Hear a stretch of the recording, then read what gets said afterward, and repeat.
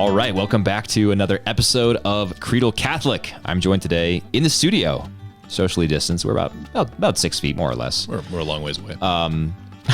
By Mike Iversen, my friend here, who is the director of Evangelization and Discipleship at Holy Apostles Catholic Church, my parish.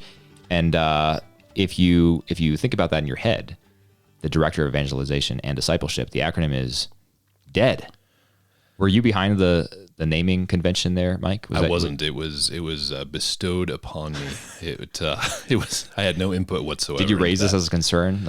I did actually. Did anyone think about this? Well, yeah. I don't know how much thought was given to the actual acronym there, but I did say it almost immediately that we're actually striving for the opposite. Exactly. In this position. Do not be dead. Don't be dead. Right. Just be the dead, but not dead. Yes. Yeah. Yeah. All right. Well, it's a pleasure to have you here, Mike, in the studio. I've been wanting to get you on the podcast for a long time. To my listeners, Mike has got me into the, we'll call it an art of pipe smoking. Yeah. I'm not good at it. It's an art. I smoke too fast and get the little tongue bite and everything, but I'm learning as I go. And Mike's been a very patient teacher in helping me figure out, what kind of tobaccos I like and how to smoke correctly and all that. So anyway, a little bit more about Mike. He is the father of 3 children. He's been married to one wife, fortunately. One wife. Yep. For 19 years now. Just celebrated their 19th anniversary a couple months ago. So happy anniversary. Thank you. He's only been Catholic for, I say only, but about a decade. So 10 years ago was received into the church. Prior to that, was Protestant. And in fact, in 2006, you were ordained a Protestant minister, right? So that is correct. An ordained Protestant pastor.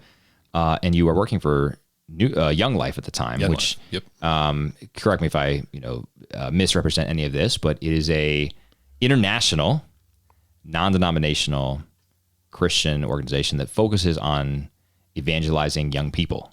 Correct. Yeah. The world's largest non-denominational Christian youth and young adult outreach. The world's largest. That's impressive. World's largest. How many youth are in the program? I think as of last year, since I don't work for them anymore, I don't keep quite as sure. I don't have my finger on the pulse of the numbers like I used to, but about 2.4 million. Oh my goodness! In 110 or so countries around the world. Okay, that is. 50 states. I can see why that's the largest in the world. That's impressive. Yeah, it is. And so you even did that for a little bit after you became Catholic, right? Yeah, for 5 years. And as an area director, you were responsible for entire regions of the U.S. where Young Life was active. Is that right? Yeah, it was not quite an entire region of the U.S., but more a couple of zip codes, sort of. Okay, gotcha. Sort of geography. Yeah. Cool. So let's talk about your decision to become Catholic, and we don't need to make this whole episode a conversion story.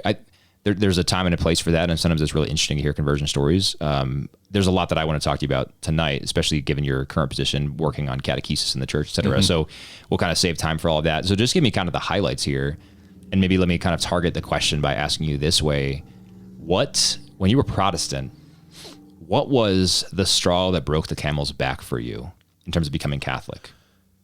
There was kind of a whole haystack of those straws, honestly, but without going into a long diatribe, the initial thing that started my dissatisfaction, I was raised in the Evangelical Free Church of America, so kind of solid Baptist flavored Bible church.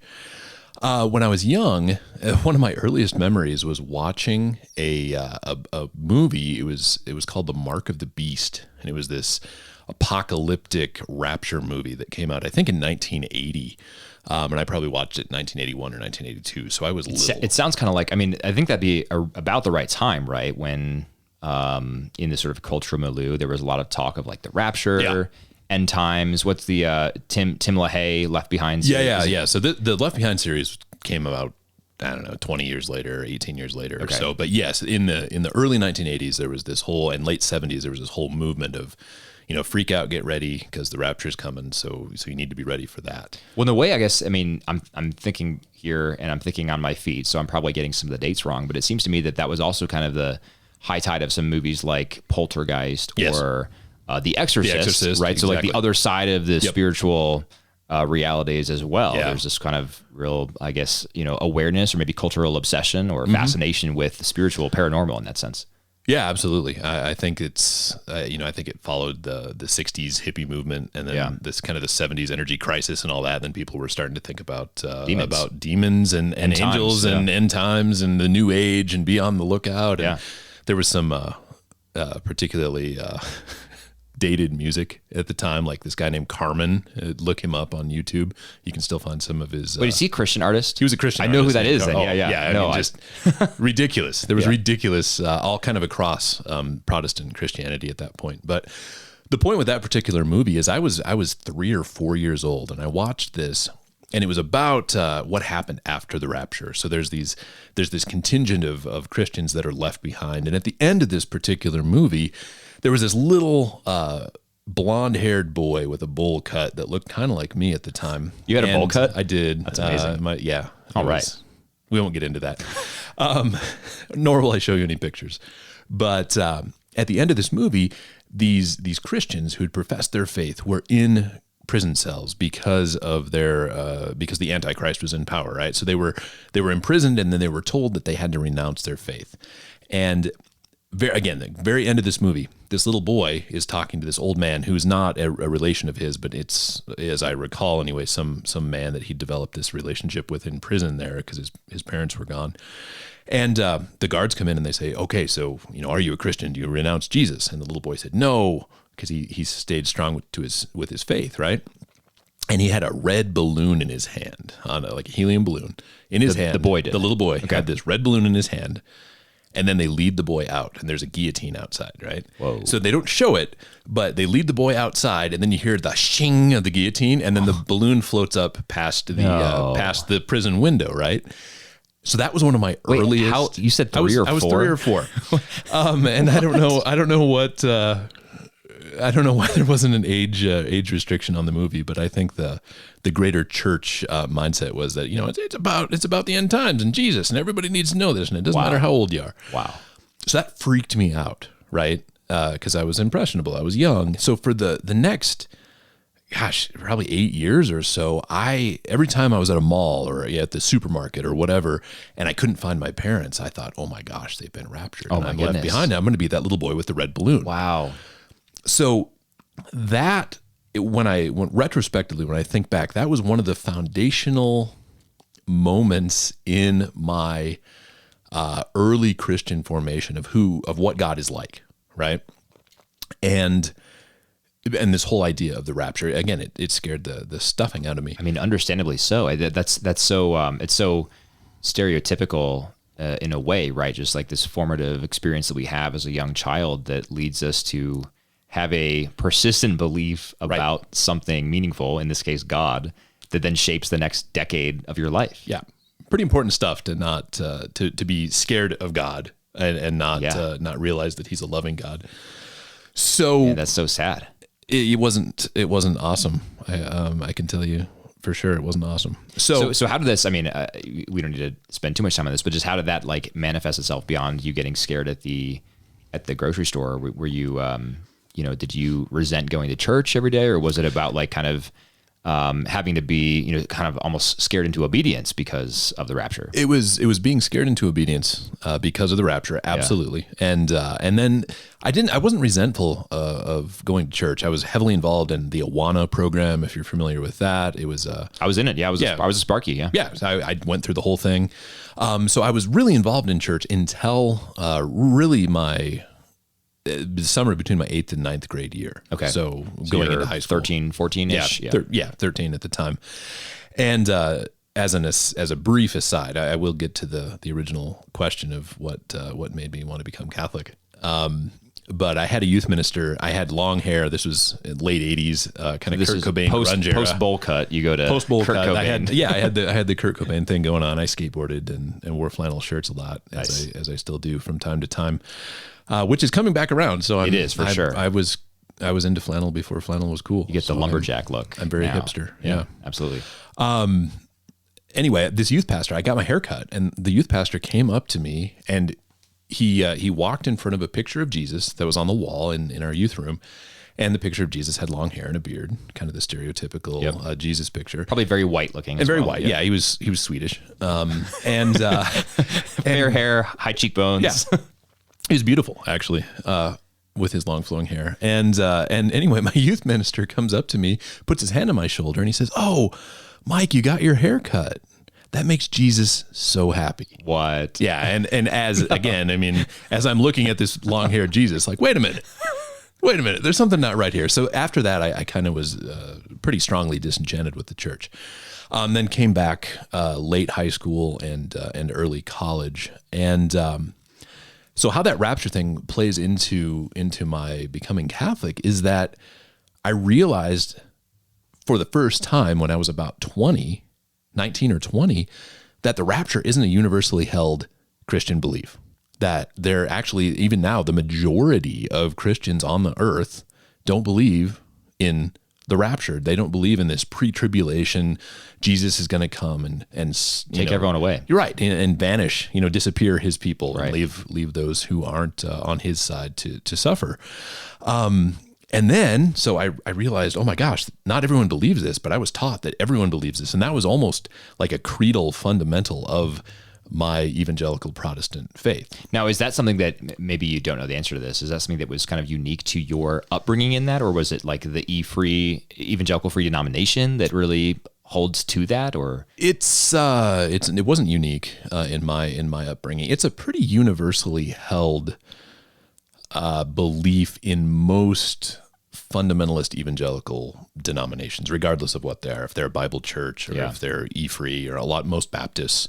But it is unique in its concentration in the United States. It's not necessarily a worldwide phenomenon by any means. Interesting. And it didn't come about really until John Darby in the late 1800s. That was when this whole idea was propagated. So we had 1,850 years of Christianity without this ever being anyone's vision whatsoever. Right. And then it kind of took off. And I understand it's an attractive idea that, Jesus loves me, so I won't have to suffer. Yeah, exactly. Jesus doesn't want you to suffer. Yeah, he totally doesn't. Yeah, he didn't ever say anything about picking up a cross and carrying it and following him or anything.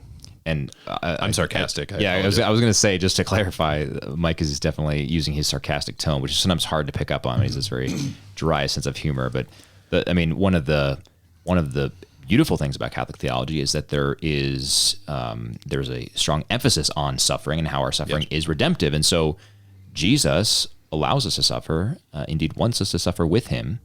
And so our suffering in that way always has meaning. And so this idea that Jesus would come and sweep us away before the tribulation just to save us from suffering is rather absurd, I think, in Catholic theology. Yeah. It doesn't seem to be consistent with what Jesus said or how the human life plays out. Or how, any of the early Christians' lives played out. None of the apostles were saved from their suffering. Right. Yeah. Tell that to Thomas or Peter. So this is so interesting, though, because one of the things that I think about when you're telling these stories, and looking back on my story as well, I think this is something that most people can resonate with. There are these unique moments in our upbringing, in our childhood, sometimes in our adulthood, but these moments where like one person says an offhand comment that Jesus is so happy that you cut your hair, that really affect your outlook for sometimes a decade or more. Sometimes it's a lifelong thing, right? And so it is really amazing, I think, and this is we can get into this a little bit later. But this is why catechesis is so important, so that we don't have those moments early in a Catholic child's life that then leads them to believe that the Catholic Church is just, all a bunch of superstitious fools, for example, or a bunch of people who are just afraid of going to hell, or people who think that they need to earn their salvation through their own works, right? Little things like that. I cannot tell you, and I'm sure that you come across this all the time as a person working in religious education at the parish level.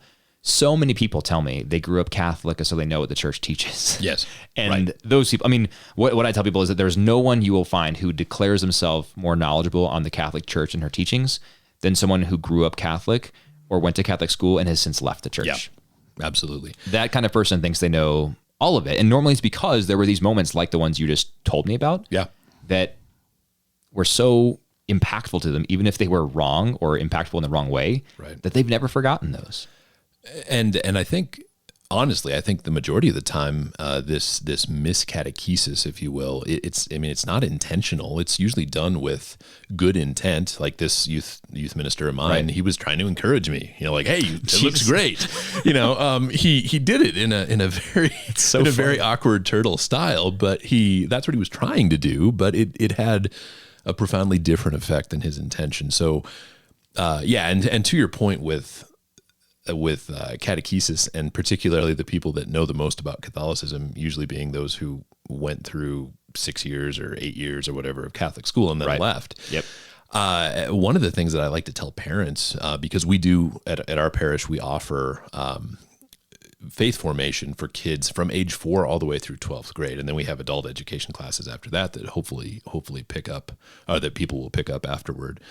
One of the things that I ask parents is, okay, so your kid has been in faith formation. They've been learning the faith now for 4 years. So they have the equivalent of a second grade education.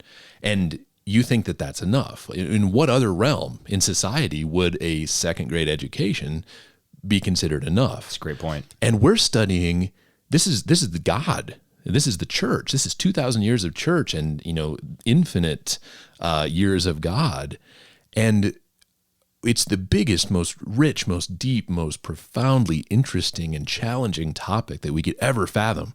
And yet you think that 3 or 4 years is probably enough, like to wrap your mind around it. And it just isn't. Yeah, that's a really good point. As I was racking my brain for something that you would make an argument about, like a second grade education is good enough, I was thinking about how I just took my kids to the park this evening before you arrived and saw a boy who I was talking to his dad, and the boy is 5 years old, and he's a really good bike rider. He's got his balance down, and he knows how to ride the bike.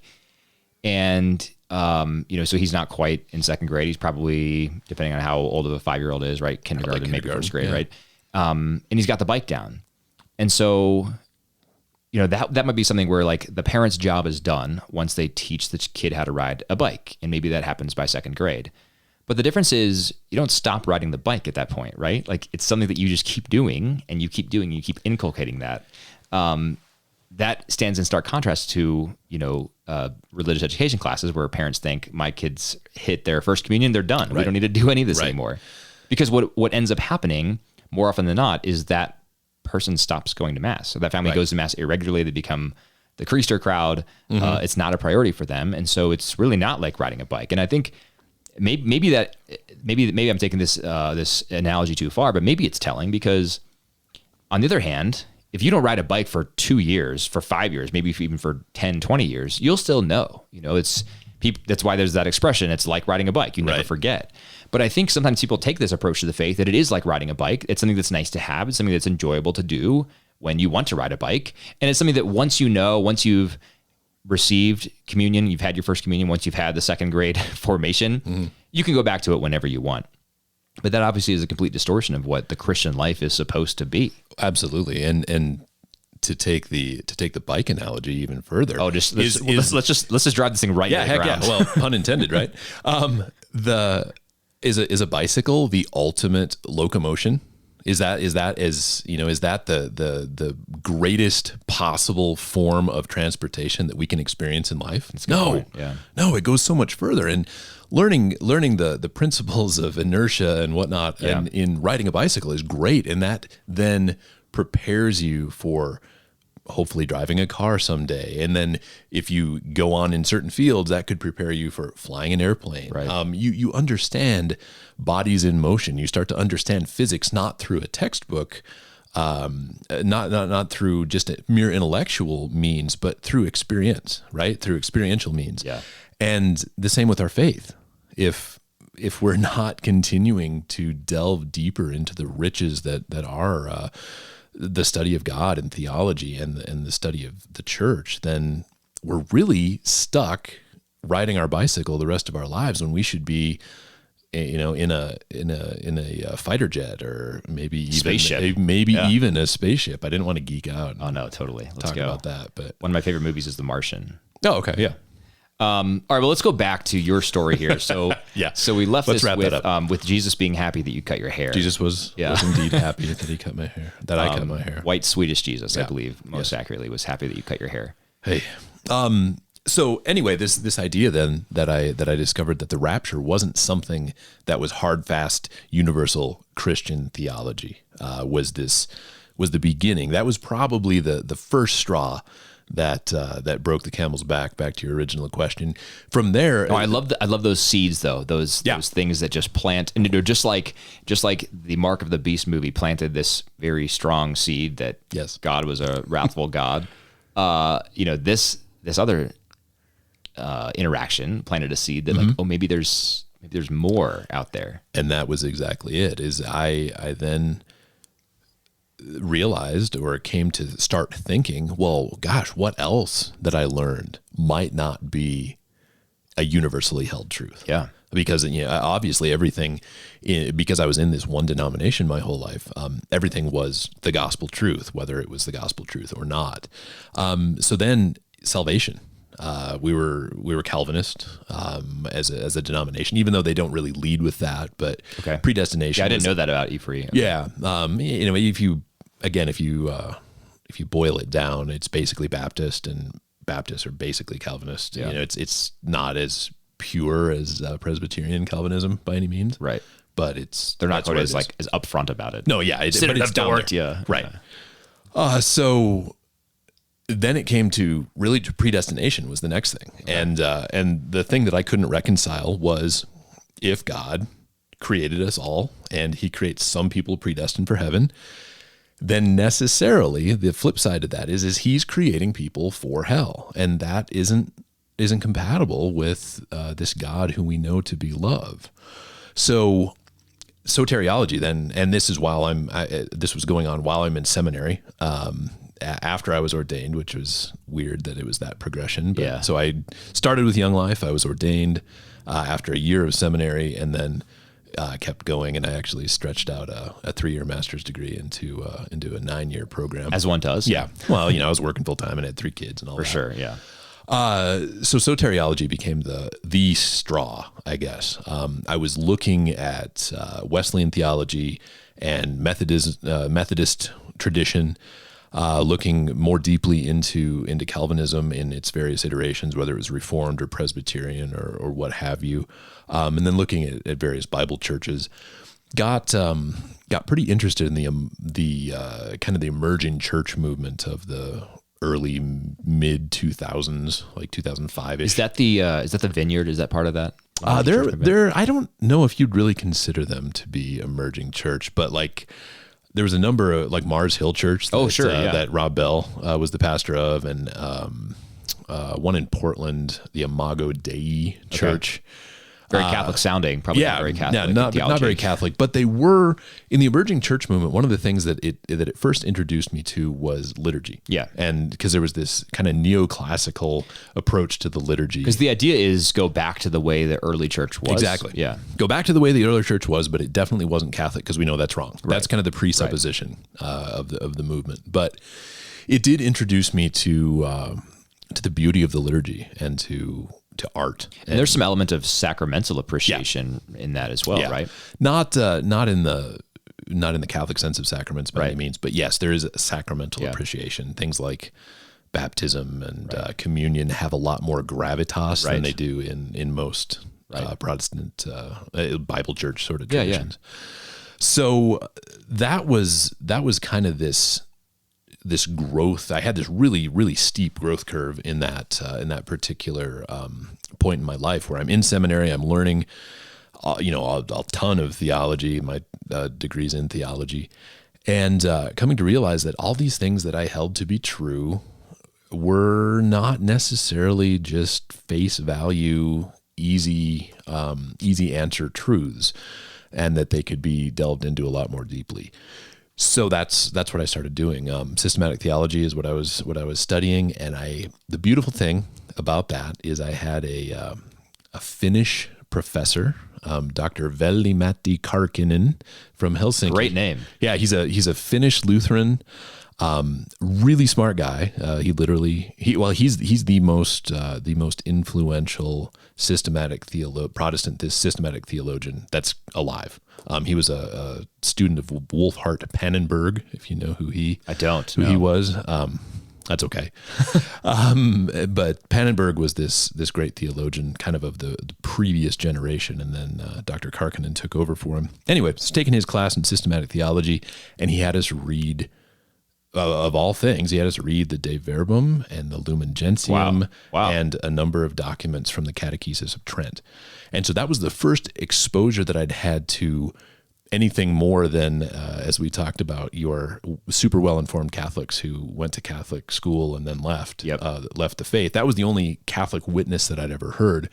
Well, then I started reading what the Catholic Church actually believes and actually teaches, and it was a complete revelation to me in that I agreed completely with everything that I was reading, and I'd come to those positions prior to that through parsing through the scriptures and all these various denominational beliefs and kind of cutting and pasting what I could believe scripturally and ethically and morally, right? To have a consistent ethic of life, for example. That doesn't mean you just pick and choose from the cafeteria, but that has to follow through for your whole ethos, right? And there it was in Catholic teaching, and I couldn't believe it. I really was completely astounded that the Catholics seemed to have it right because they were Catholic, and Catholics are crazy and they're bad and they're idolaters and all that. At the time, that's what I thought. And then I kept delving more deeply into that, and then about a year later became Catholic. Wow. Yeah. So that was the quick and dirty version. Yeah. So, and it was still long. It was, yeah. I mean, that's totally fine though. It's a great story. Your story has some parallels with my own, namely that there was a sort of a seed planted early on where I thought maybe this Catholic thing has something to it. Mm. I knew a lot of smart, well-formed Catholics. I knew a lot of smart, not well-formed Catholics who weren't particularly devout Catholics. But when I started digging into it, when Sally and I started reading through the Catechism, we were like, oh, this is not what we thought. There's so much more. I mean, Mariology is a great example of this, right? Mm-hmm. As a Protestant, you think the Catholics just worship Mary, which is true in a sense if we're talking about hyperdulia versus latria, right? But it's not true in the sense that Protestants mean it. Right. And there's also no context to that, right? Like why is Mary afforded a special place for veneration in the Catholic Church, right?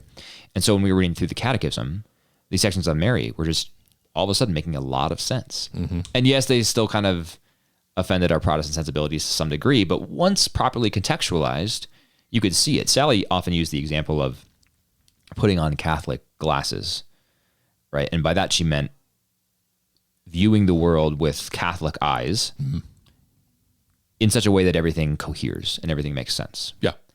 Now, of course, when we try to use this analogy with family members, then it was just like, I think one of them said that they were praying that we were not looking through glasses, but just looking at the truth. And it was like, okay, you're kind of missing the point here. So maybe a bad analogy in that sense. But the point was, you can't just look at one part of Catholic teaching and be like, wrong. You have to look at it in its entirety. And then you can see how it does fit together. Right. And, I wish that someone had told me that earlier because it is coherent. It's very consistent. Absolutely. It's very coherent. It's very beautiful. It is very complete. It is comprehensive. Yeah. And I didn't know any of that. But I shouldn't have been surprised to find that was the case. I mean, there are many, many holy men and women who have gone before us in the Catholic faith. And I should have recognized that sooner. Mm-hmm. But so I guess, going back to this theme of religious education now. So you're a what many parishes would call a DRE, right? Director of Religious Education. Your role at our parish is probably a little bit more expansive than that because there's some evangelization focused activities in that. And certainly formation in our parish happens differently than at many other parishes, which is great. But so speaking as someone who's in the sort of DRE role, what are your biggest challenges trying to get people in the church catechized? The biggest perpetual challenge that I have is relating the absolute fundamental importance of well catechized parents and kids, but that the parents need to be learning so that way their kids can learn. I just said it today in a video that I was doing.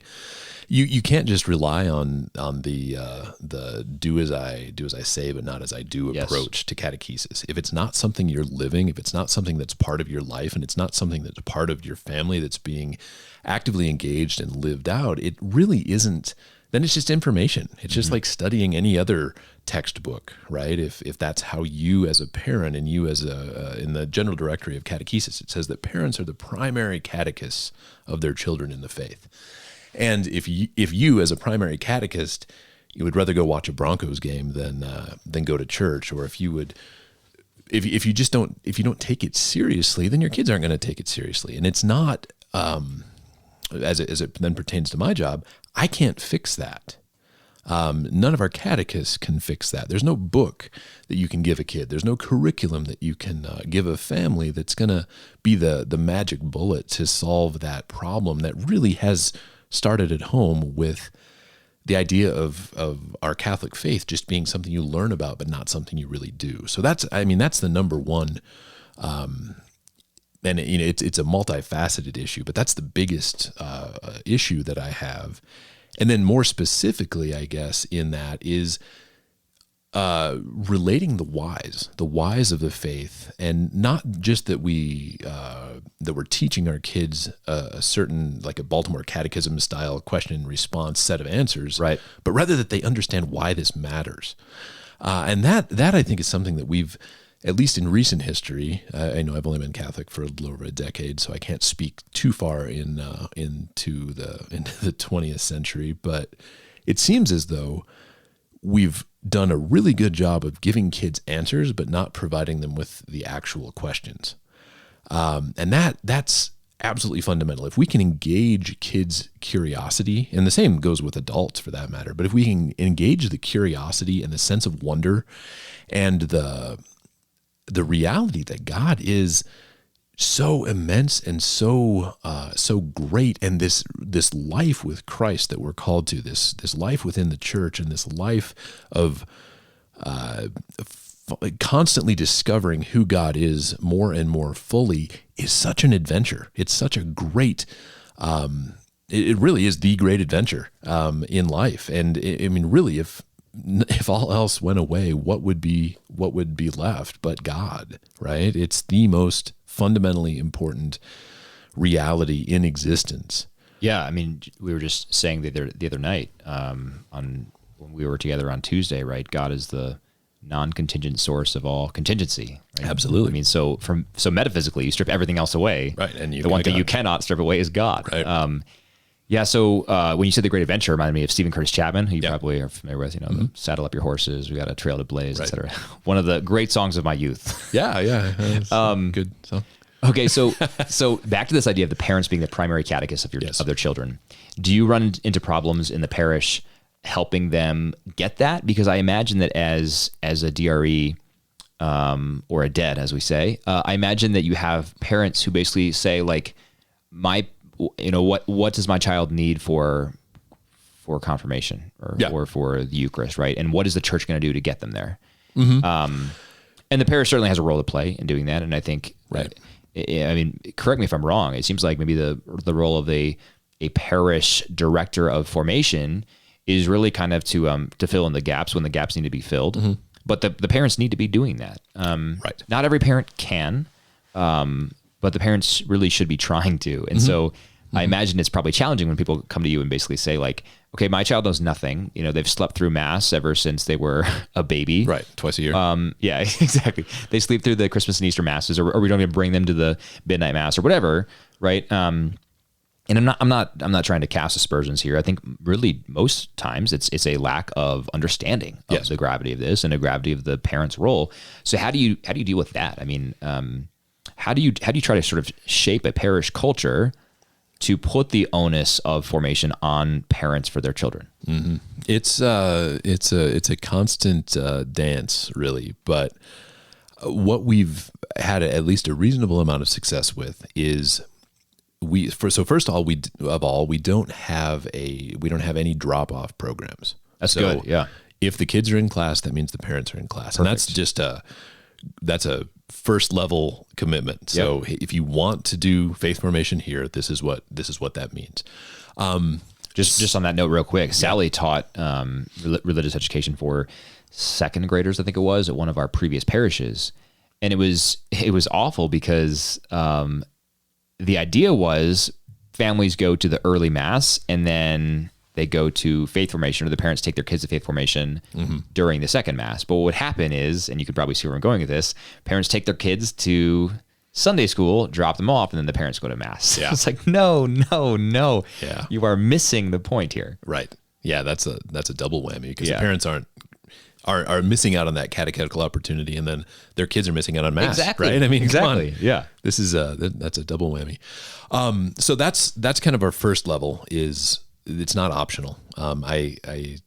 Again, I'm sarcastic, so tongue in cheek, I say we don't have a drop-off program. We don't allow parents to just do this slow drive through the parking lot where the minivan sliding door opens, the kids jump out, and they drive away, right? So we don't allow that. So what that does is really, I mean, it's way more for the parents than it is for the kids. Absolutely. Right? So the parents all come together in our parish hall. We have 100 or so adults who then their kids get dismissed to class, and I teach a 30 to 40 minute lesson on whatever the topic is. So it could be the Holy Trinity, or it could be Jesus Christ, or it could be the Kingdom of God, or whatever. And then they discuss it amongst their small round tables. Yeah. So 6 to 8 people at a table. I put discussion questions on the table, and then they have about a half an hour to interact with other parents. And what that does, ideally, and it's working pretty well, is it starts to build a culture. It builds a culture of, oh yeah, this is what we do on these particular Sundays with faith formation. And while our kids are in class, we're going to not only learn some stuff, but we're going to be able to have an engaging conversation and reflect on how this is impacting our lives with other parents whose lives, hopefully, it's impacting as well. So that cultural shift, I think, is the most important part of family-based catechesis, and preparing the parents then to be truly the primary catechists of their kids. And it takes a while, and there's certainly people all across the spectrum as far as their level of preparedness and their readiness and their own catechesis. But what it does is it kind of has a twofold effect. One, in that the folks that are there know that they have other people who are in the same boat, and it's not just them feeling like they're insufficient because they don't know everything there is to know about God, which none of us do. Right. But then on the other side is it works as that cultural peer pressure, where if a parent comes and they've been slacking off, like, that's obvious because they don't have anything to say in the discussion. So it kind of helps them to boost their game in that regard as well. So we're kind of trying to lean into both the positive and the negative reinforcement of this. And now, it's smart. Now, is this a unique model among Catholic parishes, or are you aware of other churches doing similar things?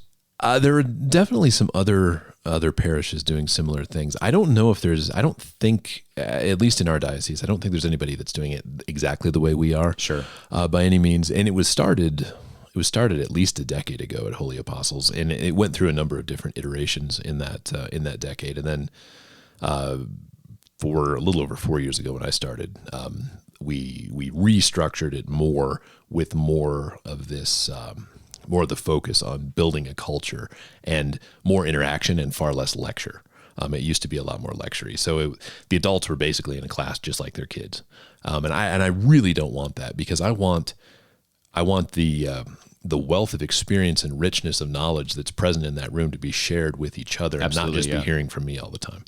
Do you do like assigned seating so you kind of can pair up people by their experience level or formation? Not anything quite that official, but what we do have is there's a number of I guess, plant, Oh, you would okay. call them, Gotcha. that Yeah, sure.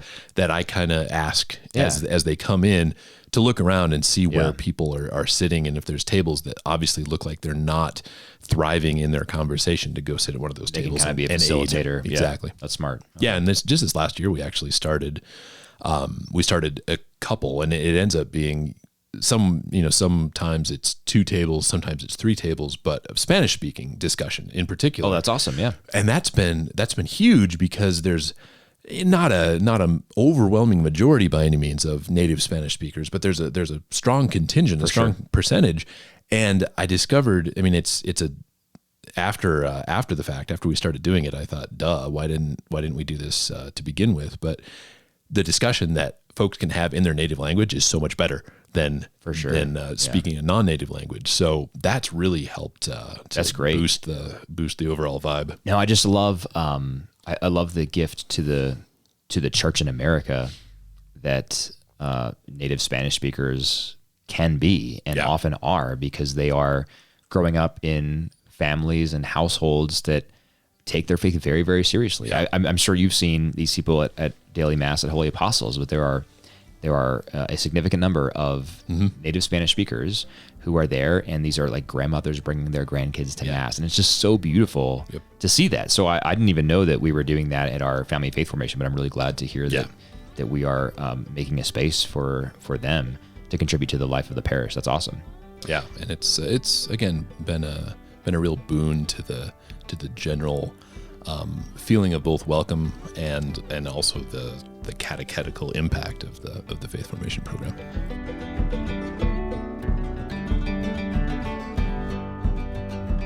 Thanks so much for listening to another episode of Creedal Catholic. Mike and I continue this conversation for a while, so what I'm going to do is break it up into 2 parts. You just heard part 1, and in part 2, we talk about some really interesting things, including political activity and how Catholics should vote, and rejecting some of the false political binaries that are often presented to us. So stay tuned for that coming next week. Until then, let me know what you thought of this episode. Zach at Creedal Catholic, ZAC at creedalcatholic.com.